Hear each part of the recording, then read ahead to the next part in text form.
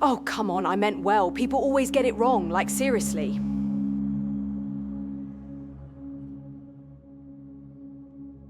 Mara Ellison was, by all visible metrics, a person who meant well. She used that phrase a lot, usually while staring into the middle distance after some fresh relational crater had formed behind her. She meant well when she sent the "just being honest" text that landed like a folding chair to the ribs. She meant well when she overcommitted, underrested, got offended, then made a bold corrective decision at 11:47 p.m.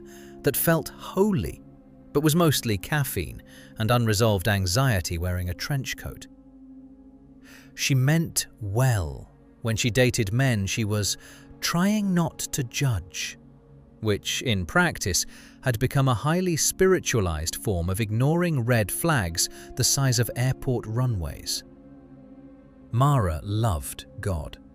She sincerely wanted to do the right thing.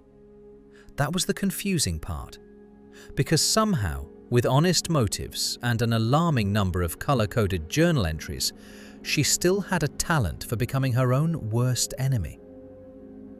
At 28, she worked as a project coordinator for a non-profit in a city full of expensive coffee, rescue dogs with human names, and people who used the word alignment like it could pay rent.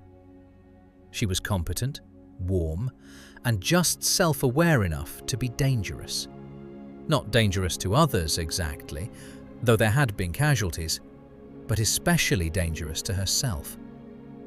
She could dress fear up as wisdom, people-pleasing up as compassion, and frantic control up as responsibility. Then one Thursday, everything pinched at once. A project she had forced into motion started unraveling. A friend confronted her about being subtly controlling. A guy she'd been prayerfully considering turned out to be spiritually eloquent and emotionally made of drywall. By evening, Mara was at home on her couch, wrapped in a blanket, replaying 6 months of decisions with the expression of someone who had just realized she herself had been the raccoon in her own attic. She expected shame. Instead, in the quiet, the Holy Spirit came with surgical kindness. Not accusation. Not, "Wow, amazing work sabotaging your own peace, champ." It was clearer than that. Gentle, penetrating, the kind of truth that doesn't crush you because it arrives holding light.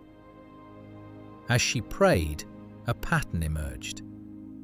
You weren't trusting love. You were afraid of disappointing people. You thought urgency meant importance. You believed being needed was the same thing as being valuable. You mistook inner pressure for guidance. Mara sat up.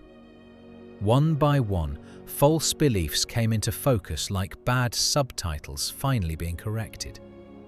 She had called it discernment, but often it was fear of being left out.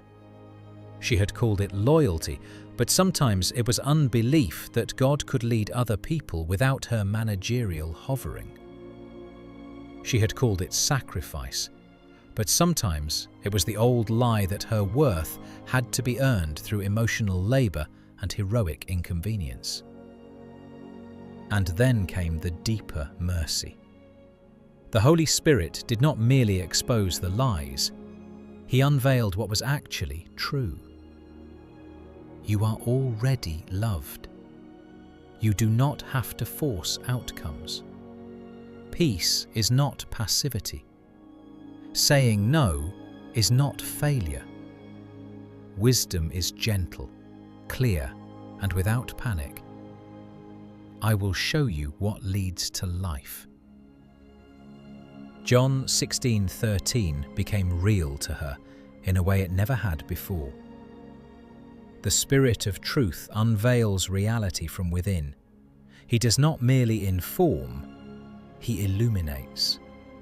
He shows you why you did what you did, what poisoned root fed it, and what heavenly truth can now replace it.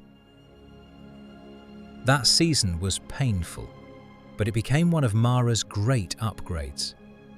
She started catching the turbulence earlier, the tightening in her chest before an impulsive yes, the internal scramble before a controlling text, the heavy fog that always appeared when fear tried to impersonate wisdom.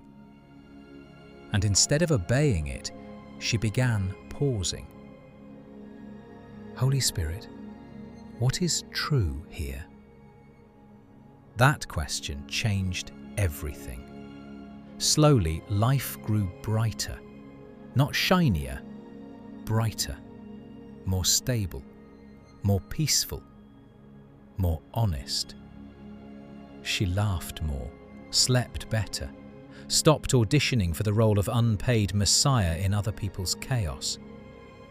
Her decisions became less dramatic and more fruitful, which, frankly, is less cinematic but much better for the nervous system. She began to understand a deep kingdom pattern. Hardships reveal false beliefs. Replacing them with God's truth leads to greater freedom and less turbulence. The pain had not been pointless. It had exposed the lie so truth could evict it. Mara still meant well, but now, increasingly, she saw well too. And that made all the difference.